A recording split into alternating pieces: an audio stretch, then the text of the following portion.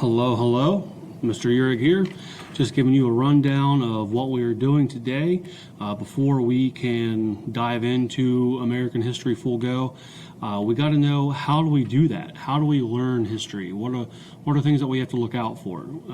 This is sort of the base of the class.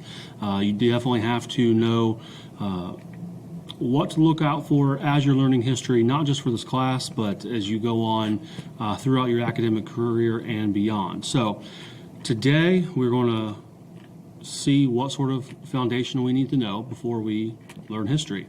So on Google Classroom, as you can see, I'm sure you've already went through there. You've pulled up the PowerPoint and you've pulled out the handout. In front of us here is the PowerPoint here. How do I learn history? And this is lesson 1. So as you go through here, you can scroll through the slides. I'm not going to read all of them here to you today, but the first thing I definitely want to hit on, I definitely want to make sure that you guys know every day when you walk in here, you're going to have an objective. So what is an objective? And simply put, that's a goal, something you want to achieve. Each day in this class, I'll present to you your objective, and you should be able to do that by the end of class. Someday we'll have more than one. Someday we might only have one.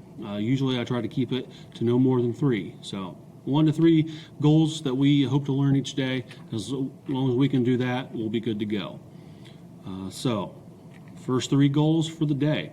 So you should be able to do these at the end. I can understand the difference between a primary source and a secondary source. I can analyze different types of sources by comparing primary and secondary sources. Finally, I can understand key vocabulary for learning history, such as bias, perspective, and fact and opinion. So if you can do those 3 once we're done here today, you're good to go. The first thing you'll see here is history, a very simple definition. So by this time, you're wondering, all right, I have this handout. What is that for? Great question. So I have made the handout so that you can type directly on it. There should be an orange outline here on what you're looking at. So simply put, history, where it says history, you're going to type the definition of it. The record of events of the past, often with an explanation of the causes and effects of those events. It's kind of wordy, but we'll work with that as we go. So with each thing here on the left of your handout, there should be a slide to go along with it. So you'll see here, why is it important? Here's why it would be important. Do you have to write all of these things down in this itty-bitty space here? No, absolutely not.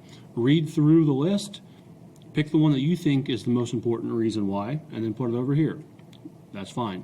Can you think of some examples? So give me some examples that you might already know of in American history. You know, the older the better. Tell me the couple of names of events that maybe you've looked into previously, last year, or any time in your history of being a student. So as you go through the slide here, you will find definitions where you will write or type the definition over here. You'll find examples. Do you have to provide all of them? No. Give me 3 or 4 over here. I think you'll be able to understand it. Now, how many passes did you count coming down through here? That might sound kind of out there, but within the slides there are videos. So this is an awareness test. It's a pretty cool video. Definitely watch that, and then it'll have you watch it again. So follow along with the handout here, with the video. Once you get to the back of the handout, you'll see the big bad wolf here.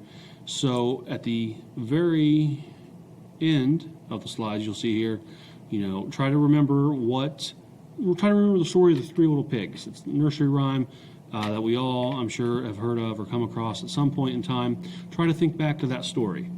After you've done that, watch this video. This is the story of the 3 little pigs, but through the perspective of the wolf, his side of the story.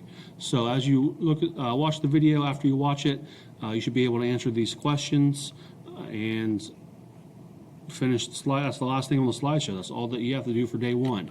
Nothing crazy, nothing too hard. But we'll get your memory reactivated here, get you back in school mode, and hopefully gets you thinking like a historian. So if you have any questions, email me, Twitter, of course, let me know. Pretty straightforward here today. Only 2 things you need: this slideshow, this PowerPoint, and this handout. Just turn it in on Google Classroom, and you're good to go. Thank you.